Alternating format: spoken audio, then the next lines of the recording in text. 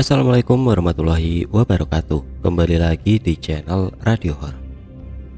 Untuk kisah kali ini ada sebuah cerita yang ditulis oleh akun Twitter yang bernama @bagilral. Dan untuk kisah yang akan saya bawakan kali ini yaitu kisah yang berjudul Kutukan Pelet Pemikat. Sebelum kita masuk ke ceritanya, tekan dulu tombol like video ini. Dan jangan lupa tekan juga tombol subscribe channel ini dan nyalakan juga lonceng notifikasinya agar teman-teman sekalian tidak ketinggalan cerita-cerita baru dari channel ini. Dan jangan lupa juga follow akun Twitter penulis. Dan seperti apa untuk kisah kali ini? Langsung saja kita simak berikut ini.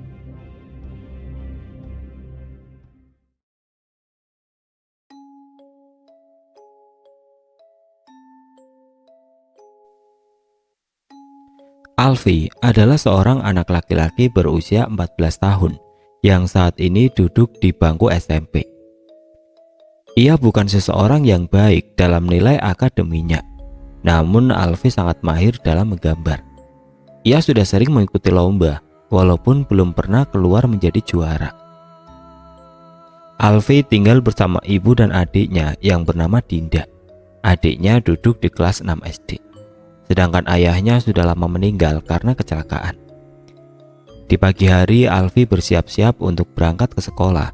Selagi ibunya menyiapkan sarapan, Alfi menggunakan waktunya untuk merapikan buku dan memastikannya tidak ada yang tertinggal. "Alfi, kamu sarapan dulu," kata ibu. "Iya bu, sebentar, Alfi lagi ngerapin buku," sahut Alfi. Setelah selesai merapikan bukunya, Alfi menuju ke ruang tamu untuk menyantap sarapannya. Ibu membuat nasi goreng dengan nasi sisa tadi malam. Walaupun sederhana, rasanya benar-benar enak sekali. Ibu mengeluarkan uang dari kantongnya dan memberikannya kepada Alfi. "Alfi, ini uang jajan kamu. Hati-hati nyimpennya," kata ibu. Alfi mengambilnya lalu menaruh uang itu di saku bajunya. Setelah selesai menghabiskan sarapannya, ia bersiap-siap untuk menuju ke sekolah. Lokasi sekolahnya tidak terlalu jauh, hanya membutuhkan waktu 10 menit menggunakan kendaraan umum. Sesampainya di gerbang sekolah, Alfi bertemu sahabatnya sejak ia masih kecil yang bernama Rizky. Mereka sangat akrab sampai saat ini. "Alfi, lu udah ngerjain PR belum? Gue mau lihat kalau lu udah ya," ucap Rizky. "Gue udah ngerjain. Ya udah yuk masuk kelas," kata Alfi. Sesampainya di kelas, Alfi memberikan PR-nya pada Rizky agar dia bisa menyalinnya. Walaupun tindakannya salah, namun Alfi merasa terbiasa membantu Rizky mencontek PR-nya. Setelah selesai, Rizky memberikan bukunya kembali pada Alfi. Masih ada waktu 15 menit sampai bel masuk berbunyi. Mereka memanfaatkannya untuk ngobrol. "Rizky, gue lagi suka banget sama teman sekelas kita. Tapi gue bingung nembak dia apa enggak." "Oh, Rina ya? Kata gue mah jangan. Dia kan banyak yang ngejar. Pasti kalau lu nembak dia, yang ada lu ditolak. Secara yang suka sama dia kan banyaknya anak basket yang ganteng-ganteng," ucap Rizky. "Iya juga sih. Gue mah cukup jadi pengagum dia aja. Sadar diri," ucap Alfi. Tak lama kemudian bel mulai berbunyi. Di sekolahan Alfi, biasanya sebelum memulai pelajaran, selalu diadakan kegiatan membaca Al-Quran selama 20 menit.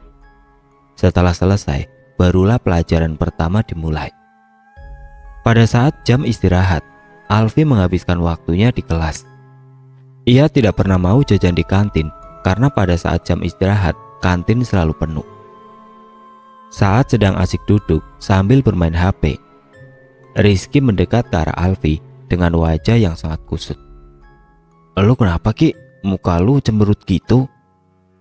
Lu tahu si Mona kan? Anak voli kelas sebelah," kata Rizky. "Iya tahu, emang kenapa?" "Gua udah lama suka sama dia.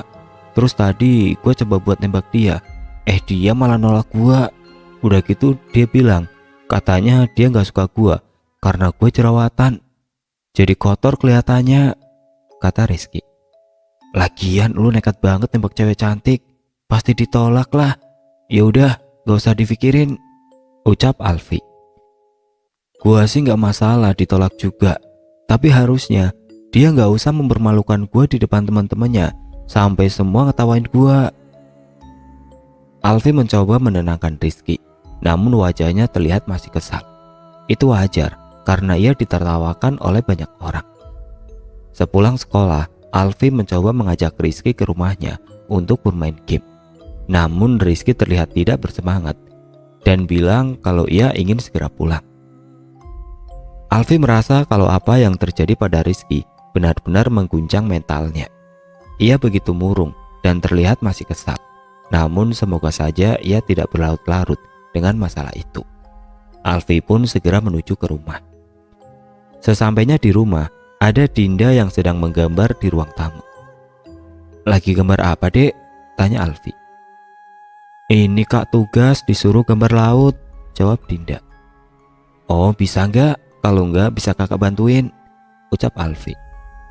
"Ya udah Kak, bantuin ya," pinta Dinda. Alfi pun membantu adiknya untuk membuat gambar yang bagus agar adiknya bisa dapat nilai yang bagus. Setelah selesai membantu adiknya, Alfi pergi ke dapur untuk mengambil makan. Ada ibu yang sedang mencuci piring.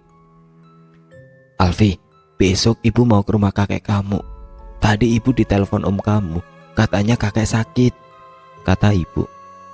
"Oh, Alfi sama Dinda nggak boleh ikut, Bu?" tanya Alfi. "Kan kalian harus sekolah, ibu nggak akan lama. Ibu usahain sore udah di rumah lagi. Kamu jagain adik kamu," jawab ibu. "Iya deh Bu, siap-siap." Alfi menghabiskan waktunya di rumah hingga saat malam tiba. Saat ia sedang menggambar di kamarnya, ia menerima panggilan telepon dari Rizky. "Halo Ki, kenapa?" "Alfi, besok bilangin ya gua izin. Ada urusan keluarga gitu, suratnya nyusul." "Oh, oke deh, nanti gua sampein." Keesokan harinya saat sudah tiba di sekolah, Alfi menghampiri sekretaris kelas untuk memberitahukan bahwa Rizky tidak hadir karena sedang ada urusan keluarga. Belum sempat Alfi bicara ke sekretaris, Rizky muncul yang membuat Alfi kebingungan. "Ki, katanya lu izin, kok masuk sih?" tanya Alfi. "Iya Vi, nggak jadi, urusannya udah selesai," jawab Rizky. "Ah elu, untung gue belum bilang ke sekretaris." Bel pun mulai berbunyi dan seperti biasa diadakan tadarusan sebelum pelajaran dimulai. Saat sedang tadarusan, Alfi melihat ke arah Rizky karena ia terlihat sangat gelisah, seperti sedang merasa tidak nyaman. Rizky mengeluarkan sebuah handset dan mendengarkan lagu di saat orang-orang sedang membaca Al-Quran. Namun Alfi tidak terlalu memikirkannya karena itu urusannya. Pada saat jam istirahat, Alfi menghampiri Rizky yang sedang memakai handset di telinganya. "Ki, lu parah amat, orang pada ngaji, lu malah dengerin lagu," ucap Alfi. Iya, gue lagi gak enak hati. Daripada ikut ngaji tapi gak dapat pahala, mendingan dengerin lagu biar tenang," ucap Rizky. "Sesat lu mah." Rizky hanya tertawa saat Alfi mengatakan hal itu. Kemudian Rizky menyuruh Alfi duduk di sebelahnya karena dia ingin memberitahu sesuatu. "Di sini deh, gue mau ngasih tahu sesuatu," ucap Rizky. Alvin pun duduk di sebelahnya sambil berkata, "Ada apaan sih? Penting banget kayaknya." "Gue mau nembak si Mona lagi, dan kali ini gue yakin kalau dia bakal nerima gue," kata Rizky dengan pedenya. "Ki, jangan gila lu, kan lu tahu dia udah nolak lu mau dipermaluin lagi," kata Alfi. "Lu tenang aja, gue yakin 100% kalau dia gak akan nolak gue lagi," ucap Rizky. "Terserah lu lagi, tapi lu jangan sakit hati kalau dia ngomong kasar ke lu." "Ya udah lu ikut gue, biar lu lihat pas gue nembak dia." Rizky beranjak dari tempat duduknya menuju ke kelas yang ada di sebelahnya. Alfi pun mengikutinya karena ia khawatir Mona akan mengatakan sesuatu yang buruk pada Rizky. Sesampainya di kelas Mona, Rizky menghampiri Mona yang sedang memakan bekal makan siangnya. Tanpa basa-basi, Rizky langsung menyatakan perasaannya lagi. "Mona, lu mau nggak jadi pacar gua?" kata Rizky. Alfi benar-benar kaget karena Rizky langsung mengatakan perasaannya tanpa melihat kondisi Mona yang sedang makan. Kemudian Mona berdiri dari duduknya. Alfi mengira kalau Mona akan sangat marah, namun ternyata Mona berkata kalau ia ingin menjadi pacar Rizky.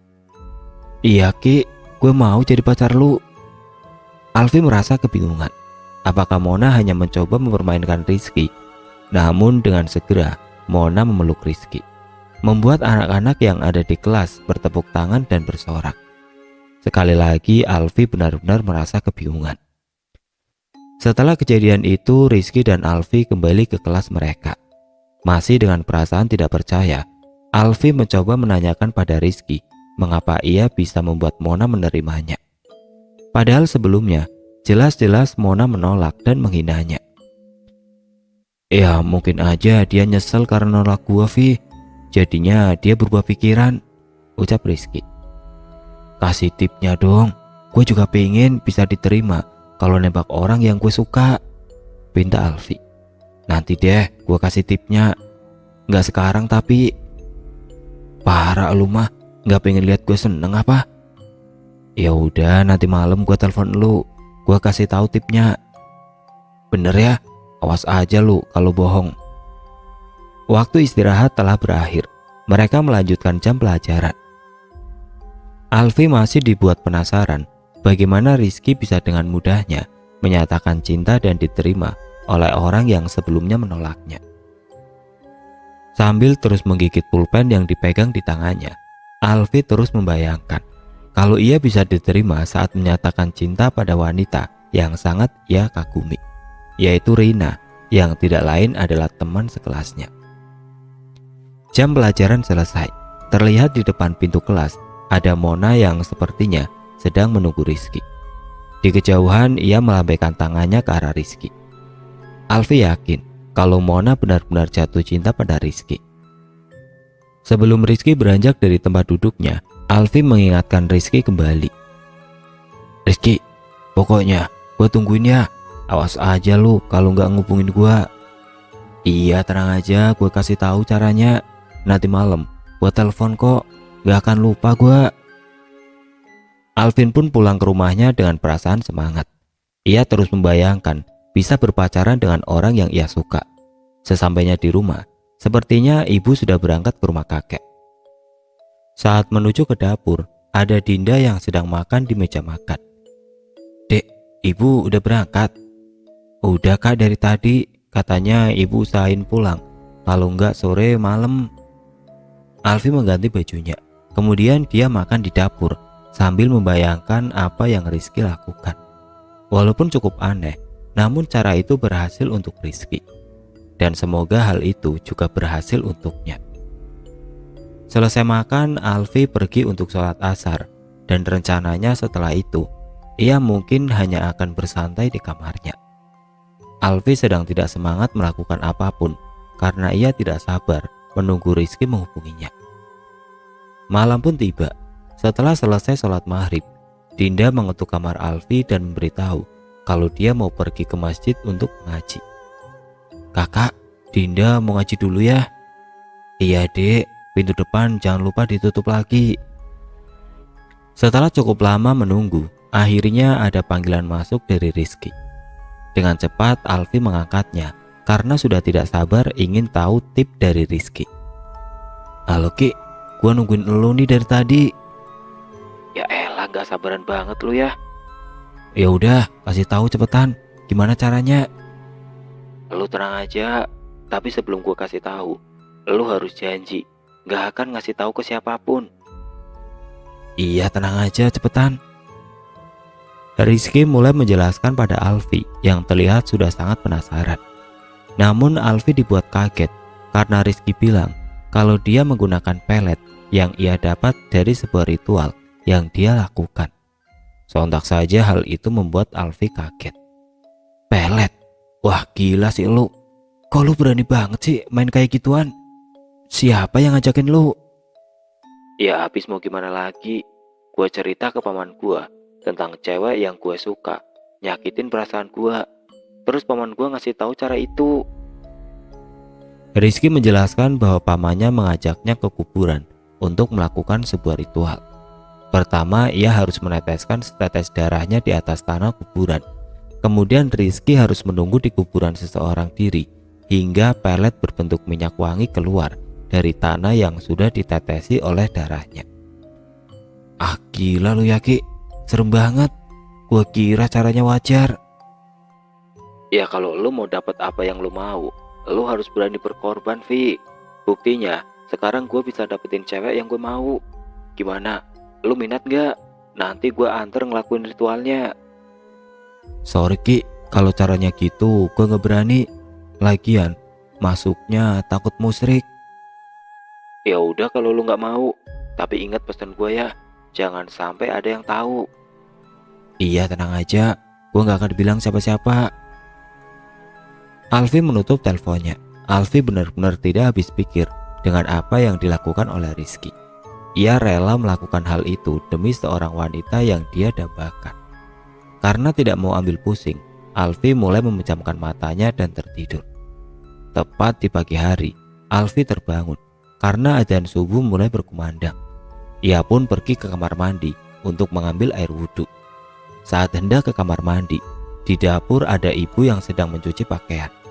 Karena ketiduran, ia tidak sadar kalau ibu sudah pulang tadi malam. Ibu pulang kapan? Tadi malam diantar sama kamu. Habisnya ibu mau nginep mikirin kamu sama Dinda. Alfi pun mengambil air wudhu dan segera sholat. Selesai sholat, ia terus membayangkan apa yang Rizky katakan. Di lain sisi, ia merasa iri karena Rizky bisa berpacaran dengan seseorang yang dia suka. Alfi mulai bersiap-siap untuk pergi ke sekolah. Ia mandi dan berpakaian, tidak lupa juga merapikan buku-buku yang akan dibawa.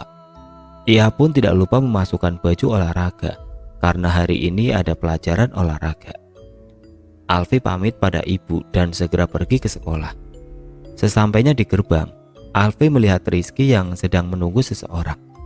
Alfi pun menghampirinya dan bertanya, "Lagi ngapain lo Ki? Nungguin gua ya?" "Idih, ngapain gue nungguin elu? Gua lagi nungguin pacar gua." Tidak lama kemudian Mona mendekat ke arah Rizky. Mereka pun berjalan masuk meninggalkan Alfi sendiri. Bel sudah berbunyi dan tadarus akan segera dimulai. Sebelum tadarus dimulai, anak-anak di kelas mulai membuka Al-Quran. Namun Rizky malah memakai handset dan mendengarkan lagu. Alfi hanya bisa menggelengkan kepalanya melihat tingkah laku Rizky. Saat tadarus selesai, Rizky membuka handsetnya. Alfi mendekat untuk menanyakan tentang pelet yang ia ceritakan tadi malam. "Ki, lu gak takut apa? Sendirian di kuburan cuma buat dapat pelet?" "Enggak lah, kan gue fokus mikirin orang yang gue incer. Jadinya gak takut. Lu emang gak mau pacaran sama Rina?" "Ya maulah, tapi gue gak berani kalau caranya kayak gitu." Ki, kan kata lu peletnya bentuk minyak wangi. Cara pakainya disemprot ke badan gitu." "Enggak lah, lu mau lihat? Kebetulan gue bawa nih." Karena penasaran, Alfi ingin sekali melihat seperti apa pelet minyak wangi itu. Rizky pun mengeluarkannya dari dalam tasnya. Botol minyak wangi itu begitu kecil, tidak lebih besar dari jari kelingking, dan cairan yang ada di dalamnya berwarna merah pekat dan terlihat kental. "Kok merah gitu ya Ki? Wanginya gimana itu?" "Ini gak ada wanginya, lagian cara pakainya bukan buat di baju." "Terus pakainya gimana?" "Caranya, lu harus tentuin dulu siapa inceran lu. Terus sambil bayangin mukanya, tetesin di ujung jari. Habis itu digosok ke alis mata kita." Karena rasa penasarannya semakin besar, Alfi berniat untuk mencoba menggunakan minyak wangi itu. Namun Rizky melarang karena pelet itu hanya bisa digunakan untuknya dan tidak boleh digunakan oleh orang lain. "Ah pelit lu mah, bantuin gua dong biar gua bisa pacaran sama Rina." "Kata paman gua nggak boleh Alfi. Gua nggak tahu sebabnya, tapi katanya itu pantangan." Alfi berpikir kalau Rizky hanya mencari alasan agar ia tidak memintanya. Alfi menjadi sangat tertarik dengan pelet itu. Namun jika harus melakukan ritual yang Rizky katakan, rasanya ia tidak akan sanggup. Ki, masa iya sih nyoba doang gak boleh? Sorry Vi, itu pantangannya, gua gak berani. Karena Rizky tidak juga memberinya, akhirnya Alfi menyerah untuk meminta. Jam pelajaran pertama adalah olahraga. Semuanya bergantian mengganti pakaian di kamar mandi. Begitupun Alfi dan juga Rizky. Saat Alfi selesai mengganti pakaiannya, giliran Rizky yang ke kamar mandi untuk mengganti pakaian. Alfi pun terfokus pada tas Rizky. Ia ingat kalau Rizky menyimpan pelet parfum itu di dalam tasnya. Terbesit di pikiran Alfi untuk memintanya secara diam-diam. Karena Alfi yakin kalau alasan Rizky tidak mau memberinya karena ia sudah bersusah payah untuk mendapatkannya dan tidak ingin orang lain memakainya seenaknya. Akhirnya Alfi mengambil parfum pelet itu dari tas Rizky dan mengoleskannya di tangannya sambil mengingat apa yang diucapkan Rizky. Ia mengoleskan parfum itu di alis matanya sambil membayangkan wajah orang yang ia suka. Dengan tergesa-gesa Alfi memasukkan kembali parfum itu ke dalam tas Rizky. Saat jam olahraga berlangsung, Alfi terus menanyakan tentang parfum pelet itu. Ki, itu biasanya kalau kita pakai parfum itu, berapa lama nunggu sampai efeknya bekerja? Nggak lama Vi, biasanya langsung bekerja. Tinggal deketin aja cewek yang lu suka, terus tembak deh. Terus pasti diterima tuh. Ya iyalah, lu lihat aja gua kemarin. Langsung diterima kan sama Mona. Oh ya juga ya. Makanya lu kalau mau gua anterin ke paman gua biar lu bisa ngejalanin ritualnya. Nggak dulu deh Ki, gua masih takut. Alfi pun mulai merencanakan untuk menyatakan perasaannya pada Rina sepulang sekolah nanti. Namun ia tidak ingin ada banyak orang yang tahu. Makanya ia menunggu momen saat sekolah bubar. Alfi benar-benar merasa sangat senang karena pada akhirnya ia akan pacaran dengan orang yang sangat ia sukai. Jam sekolah pun selesai. Anak-anak di kelas mulai merapikan perlengkapan mereka dan bersiap untuk pulang. Kebetulan jadwal piket Alfi dan Rina sama di hari itu. Saat Rina sedang menyapu lantai, Alfi menghampirinya. Rina, ada yang mau gua omongin. Apaan Vi? Gua suka sama lu mau gak jadi pacar gua? Bukannya menjawab, wajah Rina malah terlihat kebingungan. Ia terus melihat sekeliling, terlihat seperti tidak nyaman. Aduh, gimana ya Vi? Gua belum mau pacaran, kayaknya gua gak bisa deh. Ternyata apa yang Alfi bayangkan tidak berjalan dengan baik. Alfi merasa sangat malu sekaligus kesal, karena parfum pelet itu benar-benar tidak berguna. Di sepanjang jalan Alfi terus memikirkan penolakan dari Rina. Ia sangat berharap banyak pada parfum yang Rizky katakan. Namun ternyata parfum itu tidak ada gunanya sama sekali. Sesampainya di rumah, Alfi langsung masuk ke kamarnya. Ia bingung bagaimana caranya menghilangkan perasaan malu dari pikirannya. Saat sedang berbaring di kasur, ibu masuk ke kamarnya. Alfi, kamu udah pulang? Kok gak nemuin ibu? Alfi capek bu, lagi gak enak badan, pengen istirahat sebentar. Oh ya udah kalau gitu, kamu udah sholat zuhur belum? Udah bu, tadi di sekolah. Ya udah, kamu istirahat. Kalau bisa, sebelum asar bangun ya. Alfi mencoba beristirahat sejenak untuk menenangkan pikirannya. Mungkin saja pikirannya akan membaik setelah bangun nanti. Alfi tidur selama lebih dari 1 jam. Ia terbangun karena mendengar suara azan asar berkumandang. Namun Alfi merasakan pusing di kepalanya. Ia berpikir mungkin karena ia tidur terlalu lama. Alfi beranjak dari kasurnya dan mencoba meminta obat pusing pada ibu. Saat keluar kamar, azan selesai berkumandang. Anehnya, pusingnya juga hilang begitu saja. Alfi tidak merasa aneh karena biasanya ia tidak pernah tidur siang. Wajar saja kalau kepalanya pusing secara tiba-tiba. Alfi mengambil air wudhu untuk menunaikan sholat asar. Ia memasuki kamar mandi saat membasuh air di tangannya. Entah mengapa air di kamar mandi terasa sangat dingin, persis seperti air es. Padahal hari itu sedang tidak hujan. Karena tidak mau ambil pusing, Alfi memaksakan untuk berwudu, walaupun air yang mengenai kulitnya terasa sangat dingin.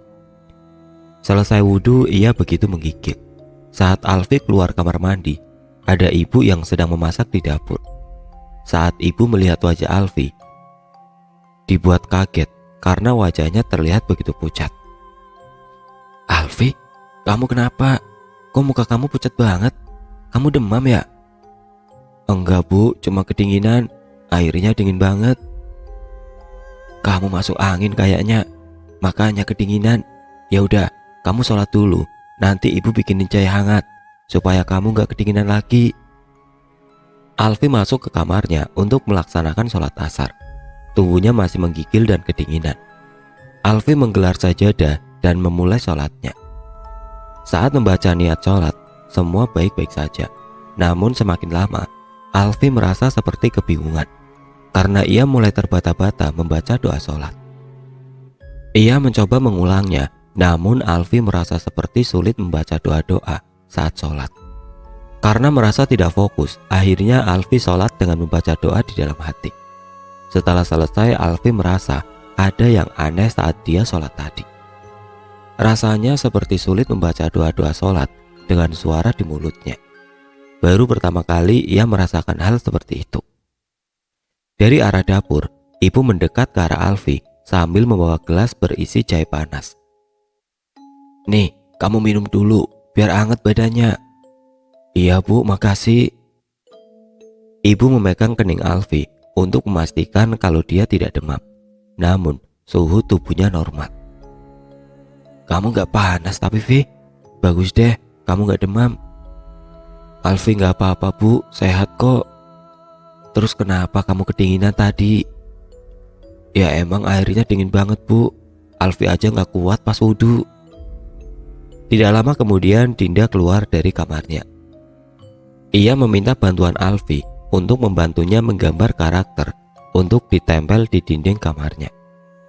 Selesai membantu adiknya membuatkan gambar, hari sudah semakin sore dan Alfi harus mandi untuk membersihkan tubuhnya. Ia mengambil handuk lalu menuju ke kamar mandi.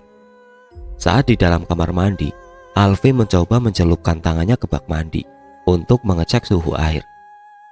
Saat tangannya menyentuh air, suhu air terbilang normal, tidak seperti saat dia wudhu tadi. Alfi pun mulai memberanikan tubuhnya. Selesai mandi, Alfi berniat untuk langsung mengambil air wudhu karena sebentar lagi masuk waktu maghrib.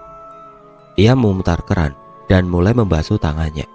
Namun ia begitu kaget karena air yang keluar menjadi sangat dingin seperti es batu. Ia mencoba memasukkan tangannya kembali ke bak mandi. Dan secara tiba-tiba, air yang ada di bak mandi pun berubah menjadi sedingin es. Bingung dan aneh mengapa hal itu bisa terjadi. Padahal saat Alfi mandi, suhu air sangat normal. Alfi memaksakan mengambil air wudhu walaupun suhunya sangat dingin. Selesai mandi dan wudhu, Alfi keluar dari kamar mandi. Kebetulan ibu sedang duduk di meja makan, menunggu Alfi keluar dari kamar mandi. Lalu Alfi mencoba memberitahu ada hal yang aneh terjadi di kamar mandi. Alfi berusaha menjelaskannya pada ibu tentang apa yang baru saja terjadi. Karena penasaran, ibu masuk ke kamar mandi untuk memeriksa suhu air. "Coba deh, ibu celupin tangan ibu ke bak mandi. Dingin banget kayak es batu," ucap Alfi. Ibu mencelupkan tangannya, namun ibu tidak merasakan kedinginan sama sekali. "Es batu dari mana? Gak dingin sama sekali." Alfi merasa aneh mengapa ibu tidak merasa kedinginan. Alfi kembali masuk ke kamar mandi dan mencelupkan tangannya. Namun suhu air berubah menjadi normal kembali. "Alfi, kamu masih kedinginan? Ibu buatin chai lagi ya?" "Gak usah bu, Alfi mau ke kamar dulu ya, mau siap-siap sholat maghrib." Alfi beranjak menuju ke kamarnya dengan perasaan aneh. Sebenarnya apa yang terjadi? Mengapa suhu air di kamar mandi bisa berubah-ubah seperti itu? Alfi duduk di kasurnya sambil menunggu adzan maghrib. Ia terus memikirkan kejadian aneh yang terjadi di kamar mandi. Saat adzan maghrib berkumandang, Alfi merasakan pusing di kepalanya. Semakin fokus ia mendengarkan adzan, semakin sakit kepalanya. Karena merasa ada yang tidak beres, Alfi berteriak memanggil ibu karena sakit yang dirasakan di kepalanya. Karena Dinda mendengar teriakan kakaknya, ia masuk ke kamar Alfi untuk memeriksanya. Dinda begitu panik melihat kakaknya sedang memegang kepalanya dan terlihat kesakitan. Dinda pun memanggil ibu yang sedang berada di kamar mandi, memberitahu kalau Alfi sedang kesakitan. "Alfi, kamu kenapa?" "Kepala Alfi sakit, Bu. Pusing banget rasanya." "Ya udah, kamu tiduran dulu. Ibu ambil obat dulu." Ibu keluar kamar untuk mencari obat sakit kepala. Dinda berusaha menemani Alfi yang sedang merasa kesakitan. Saat adzan maghrib selesai berkumandang, sakit kepala itu hilang dengan sendirinya. Alfi terus mencoba memastikan kalau sakit di kepalanya sudah hilang. Dinda pun dibuat kebingungan karena kakaknya terlihat normal kembali. Saat ibu masuk membawa obat, Alfi memberitahu kalau sakit kepalanya sudah hilang. Alfi mulai merasa ada sesuatu yang aneh sedang terjadi. Ia berpikir, apa mungkin ia merasakan sakit kepala saat mendengar suara azan, karena sebelumnya saat azan asar pun ia merasakan pusing di kepalanya. Untuk memastikan apakah yang dia pikirkan benar, Alfi menunggu azan isya berkumandang. Apakah ia akan merasakan sakit kembali di kepalanya? Detik-detik sebelum azan isya berkumandang, Alfi merasa sangat ketakutan. Ia takut yang dia pikirkan benar-benar terjadi. Lalu, azan pun berkumandang. Perlahan Alfi merasakan sesuatu seperti bergerak di dalam kepalanya. Dan benar saja, ia merasakan sakit lagi di kepalanya. Ia tidak memanggil siapapun karena takut membuat ibu dan adiknya khawatir. Alfi terus menahan rasa sakit di kepalanya selama azan berkumandang. Saat adzan isya selesai, sakit itu menghilang secara tiba-tiba. Ternyata benar, ada sesuatu yang salah terjadi kepadanya. Alfi merasa sangat ketakutan. Mengapa ia kesakitan saat mendengar suara adzan? Namun ia mencoba tenang sejenak dan segera pergi sholat. Sama seperti sebelumnya, sangat sulit membaca doa-doa sholat dengan suara yang lantang. Mau tidak mau, Alfi membacanya di dalam hati. Selesai sholat, Alfi terus memikirkan kejadian aneh yang terjadi padanya.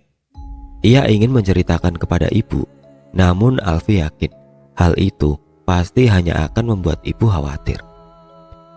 Alfi berusaha menyembunyikan semua kejadian aneh itu untuk sementara waktu. Ia berharap semoga esok semuanya sudah kembali normal. Sambil terus memikirkan kejadian aneh itu, ia mencoba untuk segera pergi tidur. Namun sebelum tidur, Dinda masuk ke kamarnya dan menyuruh Alfi untuk makan. Karena ibu sudah menyiapkan makanan. Karena mengantuk, Alfi menyuruh Dinda menyampaikan ke ibu kalau dia sangat mengantuk. Saat Dinda keluar, Alfi pun tertidur di kasurnya. Alfi tertidur dengan nyenyaknya, namun tepat di jam 12 malam, ia terbangun dengan tubuh yang berkeringat. Ia merasakan panas di kamarnya, sampai-sampai bajunya basah karena keringatnya. Alfi menuju ruang tamu karena ada kipas angin di sana. Alfi duduk di ruang tamu sambil menunggu suhu badannya kembali normal. Ia duduk menyender pada kursi sambil menutup matanya. Saat sudah merasa tidak kegerahan, Alfi berniat untuk kembali ke kamarnya. Namun tubuhnya tidak bisa digerakkan. Ia hanya bisa menggerakkan matanya, bahkan untuk membuka mulut saja ia tidak bisa. Alfi benar-benar ketakutan. Ia mencoba berteriak meminta tolong, namun mulutnya tidak bisa terbuka. Saat ia melihat ke arah pintu kamarnya, ia dibuat bingung karena pintu kamarnya menutup dengan sendirinya. Kemudian gagang pintu mulai bergerak, seperti ada orang yang mencoba membuka kembali pintu kamarnya yang tertutup. Perlahan pintu terbuka. Ia melihat di balik pintu ada sosok makhluk yang semua bagian tubuhnya tertutup oleh rambut yang menjuntai sampai ke lantai. Alfi semakin ketakutan. Ia terus berusaha menggerakkan badannya. Makhluk itu perlahan berjalan keluar dari kamar, di mana sosok menyeramkan itu terlihat semakin jelas. Alfi pun menutup matanya karena ia sangat ketakutan melihat sosok itu. Saat memejamkan matanya, ia mendengar suara ibu memanggil namanya. Ia membuka mata, ibu ada di sebelahnya dan mencoba membangunkannya. Pada akhirnya Alfi bisa menggerakkan tubuhnya kembali. "Kamu ngapain tidur di sini?" Dengan suara yang masih gemeteran, Alfi berusaha menceritakan apa yang ia lihat. "Bu, tadi Alfi gak bisa gerakin badan. Terus ada sesuatu keluar dari kamar. Serem banget." "Kamu ketindihan kayaknya. Udah sholat isya belum?" "Alfi takut, Bu. Makhluk yang Alfi lihat serem banget." Karena masih malam, Ibu menyuruh Alfi untuk kembali tidur. Karena membahas hal itu di malam hari membuat ibu sedikit ketakutan. Walau masih merasa ketakutan, Alfi mencoba kembali ke kamarnya. Sambil terus melihat sekeliling kamarnya, ia terus mencoba berpikir positif kalau yang terjadi padanya tidaklah nyata. Sampai akhirnya ia kembali mengantuk dan tertidur. Tepat adzan subuh berkumandang, Alfi bangun dari tidurnya dengan kepala yang kesakitan. Ia bangun dari kasurnya dan terus memegang kepalanya. Alfi pun menutup kedua telinganya dengan kedua tangannya. Saat itu juga sakit itu menghilang. Saat ia membuka telinganya lagi, rasa sakit itu kembali menyerang kepalanya. Alfi mulai merasa bingung. Mengapa suara azan membuat kepalanya kesakitan? Setelah adzan subuh selesai, ia keluar kamarnya untuk mengambil air wudhu. Saat akan masuk ke kamar mandi, Alfi mencoba mengecek suhu air yang ada di bak mandi. Ia mencelupkan tangannya. Suhu air memang dingin, namun itu masih normal.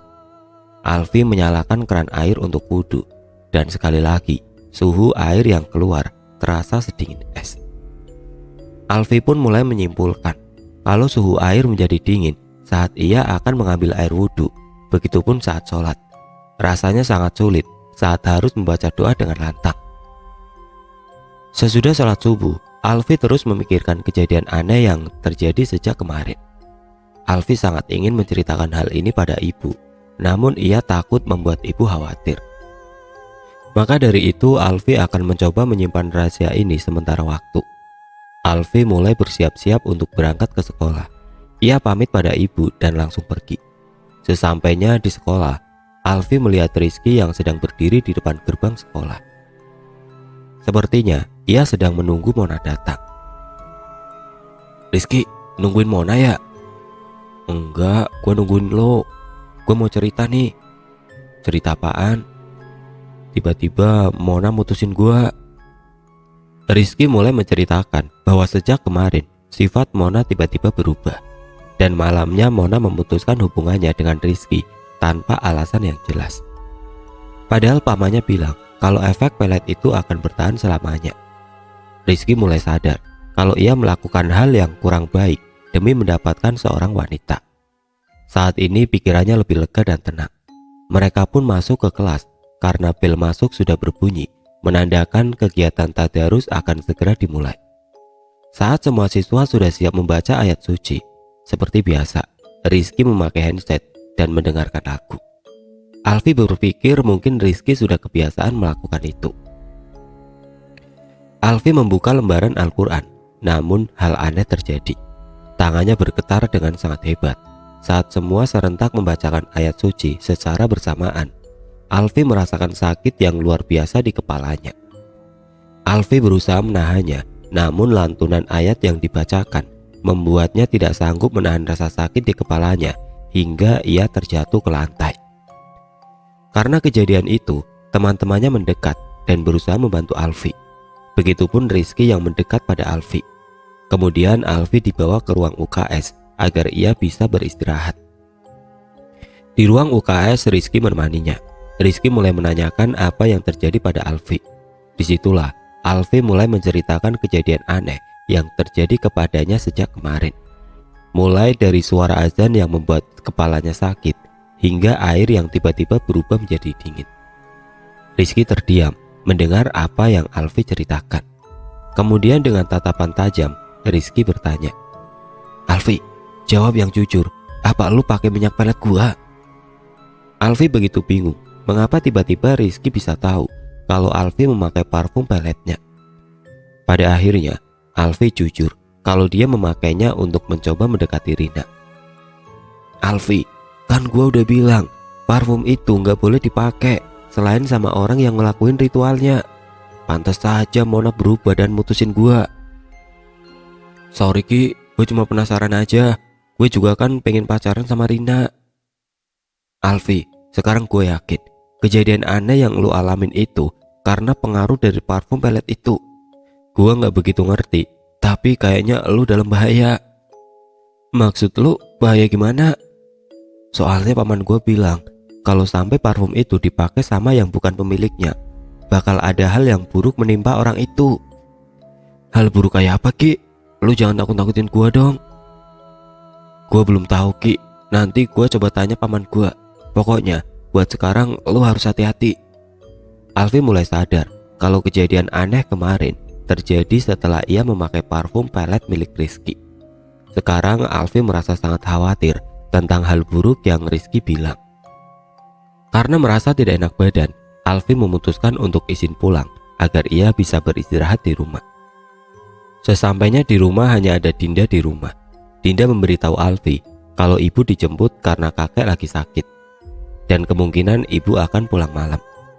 Sebenarnya Alfi berniat menceritakan kejadian aneh yang dialami pada ibu, namun sayangnya ibu sudah pergi ke rumah kakek. Alfi masuk ke kamarnya dan berbaring di kasurnya. Ia merasa menyesal mengapa ia memakai parfum pelet milik Rizky. Ia tidak pernah mengira kalau hal itu membuat dia merasakan banyak keanehan. Alfi terus berbaring di kasurnya hingga tidak sadar azan zuhur mulai berkumandang dan sakit di kepalanya mulai terasa lagi. Alfi bergegas mengambil sebuah handset agar ia tidak mendengar suara azan. Ia mendengarkan lagu dengan suara sangat keras, sakit di kepalanya pun hilang. Setelah azan selesai, Alfi mulai merasakan tidak nyaman karena sakit yang benar-benar menyiksanya. Ia bingung harus menceritakan masalah ini pada siapa. Alfi pun bergegas untuk mengambil air wudhu. Saat beranjak dari kasurnya, tubuhnya tiba-tiba menjadi kaku. Tidak bisa digerakkan sama sekali, persis seperti tadi malam. Ia mencoba menggerakkan tubuhnya, namun semua itu sia-sia. Alfi berusaha berteriak untuk meminta tolong. Kemudian seseorang membuka pintu kamarnya. Alfi mengira kalau itu adiknya. Namun, perlahan sosok makhluk dengan rambut panjang yang ia lihat tadi malam muncul dan masuk ke kamarnya. Ia berjalan mendekat ke arah Alfi, membuatnya sangat ketakutan. Alfi memejamkan matanya sambil terus membaca doa-doa di dalam hatinya. Ia pun mencoba membuka matanya, namun ia dikagetkan karena sosok wajah dengan kulit berwarna hitam sedang melihat ke arahnya. Alfi berusaha menggerakkan badannya hingga pada akhirnya ia bisa menggerakkan tubuhnya. Ia lari keluar dari kamarnya sambil berteriak. Mendengar teriakan yang sangat keras, Dinda mendekat pada Alfi yang sedang sangat ketakutan. Kakak kenapa? Dek, ada hantu, ada hantu. Karena Dinda juga merasa ketakutan, mereka pun pergi keluar dari rumah. Saat membuka pintu untuk keluar, Alfi dibuat kaget karena hari sudah gelap. Hal itu aneh karena hari masih siang dan azan zuhur baru berkumandang. Dek, kok udah malam gini? Ya kan emang udah malam kak, ini udah jam 8. Apa? Bukannya tadi masih siang? Tadi baru aja kakak dengar azan zuhur. Kakak kayaknya mimpi kali lihat hantunya. Soalnya kakak dari pulang sekolah tadi tidur sampai malam kayak gini. Aku udah coba bangunin, tapi kakak gak bangun-bangun. Alfi benar-benar merasa semuanya semakin aneh. Hal ini memang sudah tidak wajar. Ada sesuatu yang salah sedang terjadi. Kayaknya kakak cuma mimpi deh. Maaf ya ngagetin. Mereka pun kembali masuk ke dalam rumah. Alfi merasakan ketakutan yang luar biasa. Bagaimana mungkin ia bisa tidur secara tidak sadar, di mana hari sudah malam. Alfi mencoba mengambil air wudhu untuk memulai sholat isya. Ia berdiri dan berjalan keluar dari kamarnya. Saat hendak membuka pintu, tubuhnya kembali membatu.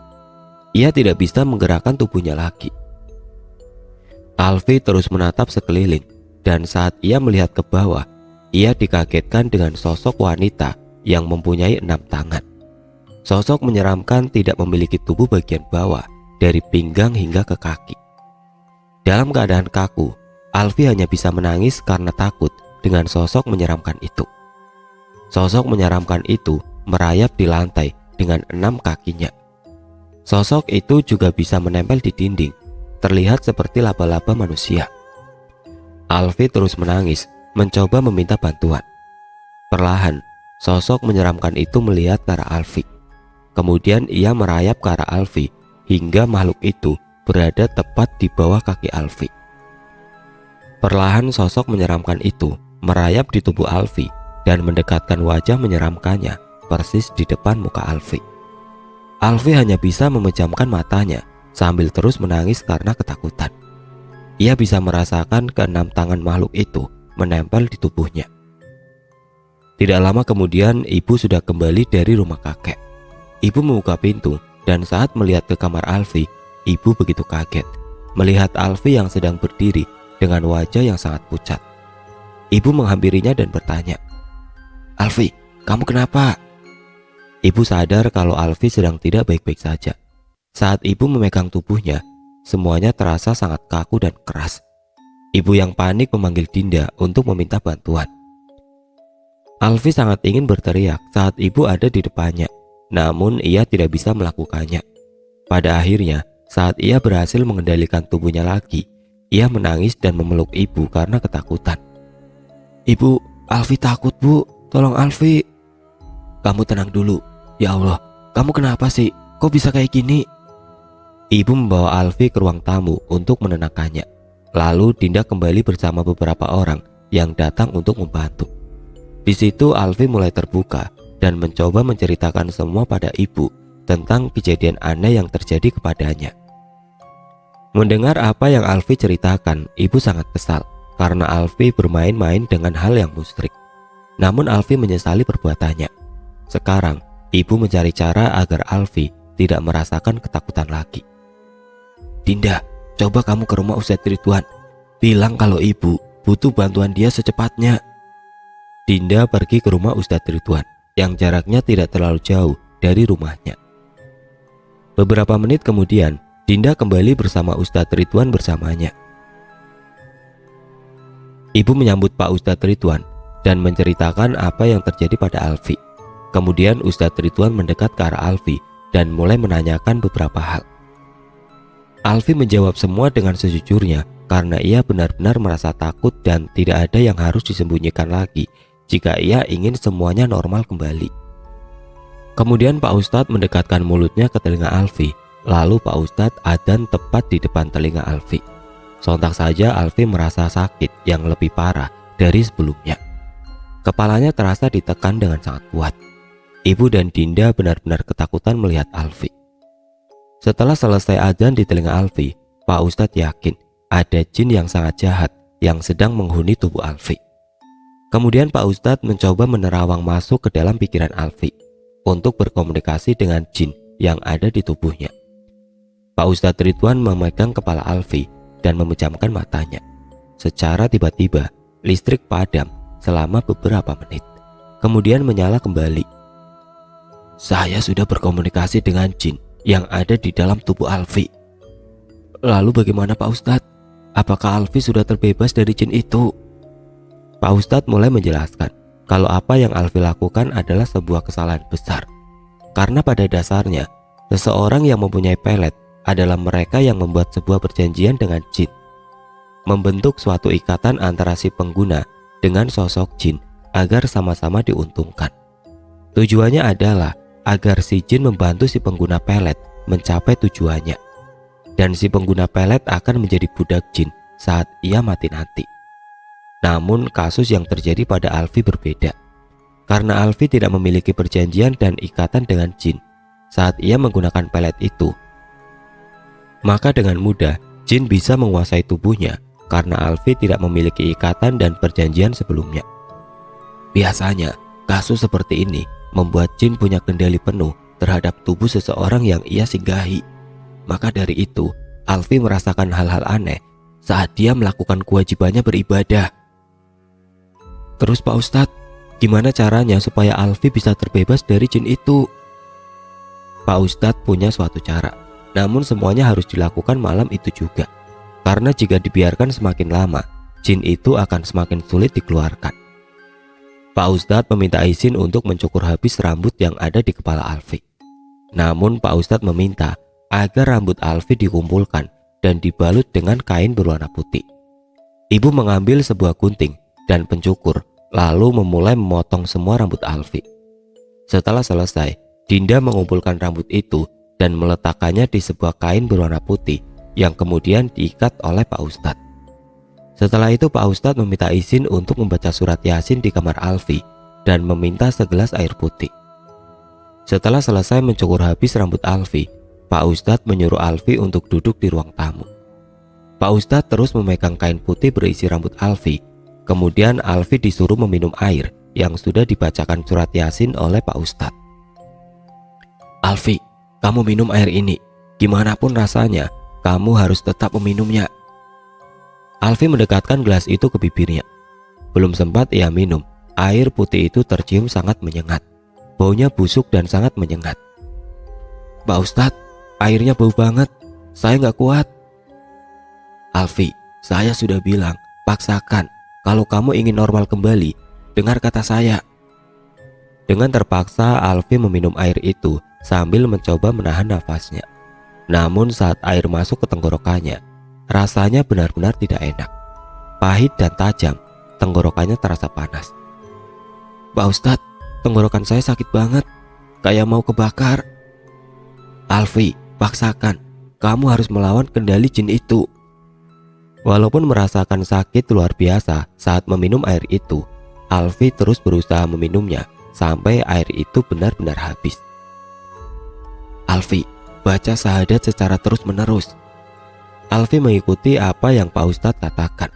Saat akan membuka mulutnya, tubuhnya kembali menjadi kaku. Ia tidak bisa menggerakkan badannya. Ibu sangat panik melihat Alfi yang melotot dan tubuhnya sangat keras. Namun Pak Ustadz melarang ibu untuk mendekat. Pak Ustadz menatap mata Alfi sambil terus menyuruhnya untuk membaca syahadat di dalam hatinya. Alfi terus berusaha membaca syahadat di dalam hatinya. Namun ia dibuat kaget karena sosok wanita bertangan 6 muncul di dinding. Merayap di langit-langit terus melihat ke arah Alfi. Belum lagi sosok wanita berambut panjang juga berdiri tepat di hadapannya. Namun Alfi terus membaca syahadat di dalam hatinya dengan penuh keyakinan. Perlahan, kedua sosok makhluk menyeramkan itu berubah menjadi asap dan tersedot ke arah tangan Pak Ustadz yang memegang kain putih berisi rambut Alfi. Ibu dan Dinda pun bisa melihat asap itu seperti terhisap ke dalam kain putih yang dipegang Pak Ustadz. Perlahan tubuh Alfi normal kembali. Ia bisa menggerakkan tubuhnya. Setelah itu Pak Ustadz melempar kain putih itu ke lantai. Namun ibu dan Dinda dibuat kebingungan karena kain putih itu berubah warna menjadi merah pekat. Pak Ustadz meminta korek api dan sebatang lidi. Ibu memberikannya dan Pak Ustadz mematik korek, lalu membakar lidi itu. Api dari lidi itu digunakan untuk membakar kain yang berisi rambut Alfi. Seketika api berkobar membakar kain itu dengan sangat cepat. Anehnya, asap yang ditimbulkan dari pembakaran kain itu berwarna hitam, dan asap itu mengarah ke atas dengan sangat stabil. Padahal angin bertiup cukup kencang untuk menggerakkan asap itu. Pak Ustadz kembali masuk ke dalam sambil mengatakan, Alhamdulillah, jin itu sudah pergi. Untuk memastikannya, Pak Ustadz menyuruh Alfi untuk duduk. Lalu Pak Ustadz mencoba kembali azan di telinga Alfi. Awalnya Alfi merasa khawatir kalau ia akan merasakan kesakitan lagi di kepalanya. Namun saat azan dikumandangkan, ia tidak merasakan apapun. Alfi sangat senang karena pada akhirnya ia bisa normal lagi. Ibu pun merasa lega karena anaknya sudah tidak diganggu oleh jin lagi. Pak Ustadz pun pamit untuk pulang karena hari sudah sangat larut. Sebelum pulang, Pak Ustadz mengingatkan untuk tidak melakukan atau mencoba menuju kemusyrikan. Karena jin itu licik, walau ia memberikan seseorang kemudahan, namun ia punya maksud jahat di balik semua itu. Ibu mengantar Alfi ke kamarnya. karena masih merasa sedikit takut.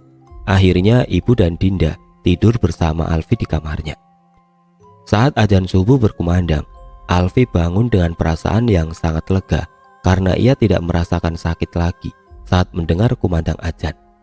Ia pergi mengambil air wudhu, kemudian melaksanakan sholat subuh. Alfi merasa sangat bersyukur karena masih diberi kesempatan untuk bisa beribadah tanpa ada halangan. Biarlah yang terjadi menjadi pengalaman agar ia tidak melangkah ke jalan yang salah. Alfi pun mandi dan bersiap-siap untuk berangkat ke sekolah. Sesampainya di gerbang sekolah, ia tidak melihat Rizky yang biasanya menunggunya di depan gerbang. Karena bel masuk sudah berbunyi, Alfi segera masuk.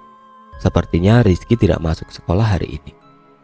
Sebelum tadarusan dimulai, ada pengumuman yang disampaikan bahwa salah seorang siswa telah meninggal dunia tadi malam. Saat disebutkan namanya, Alfi begitu kaget dan tidak percaya karena ternyata siswa yang meninggal itu adalah Rizky. Alfi sangat terpukul dan tidak percaya sahabatnya meninggal dunia. Menurut kabar yang beredar, Rizky meninggal karena penyakit paru-parunya. Alfi berniat untuk melayat ke rumah Rizky sepulang sekolah nanti. Sesampainya di rumah Rizky, Alfi melihat tidak terlalu banyak orang di sana. Dan sepertinya Rizky juga sudah dikebumikan. Alfi melihat ibu dari Rizky, ia menghampirinya dan menyampaikan rasa bela sungkawanya. Selesai berbincang dengan ibunya Rizky, Alfi melihat ada Mona di sana yang terlihat sedang duduk sendirian.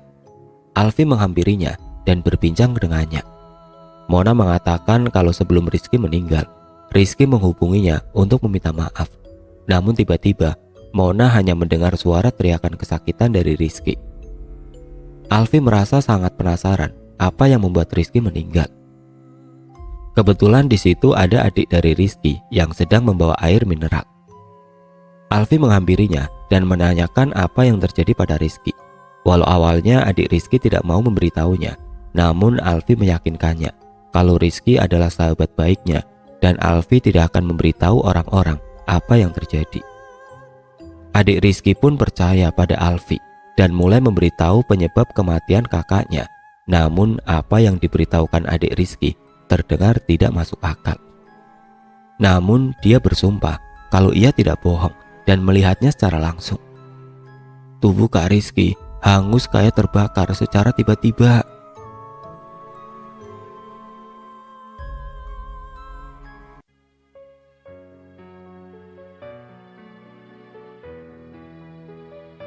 Oke teman-teman, sekian untuk cerita kali ini. Semoga apa yang sudah saya sampaikan dalam kisah ini dapat dijadikan pelajaran untuk kita semua. Dan bagi teman-teman yang baru bergabung, jangan lupa untuk like, komen, share, serta subscribe channel ini. Dan nantikan kisah-kisah horor berikutnya tetap di channel Radio Horor. Wassalamualaikum warahmatullahi wabarakatuh.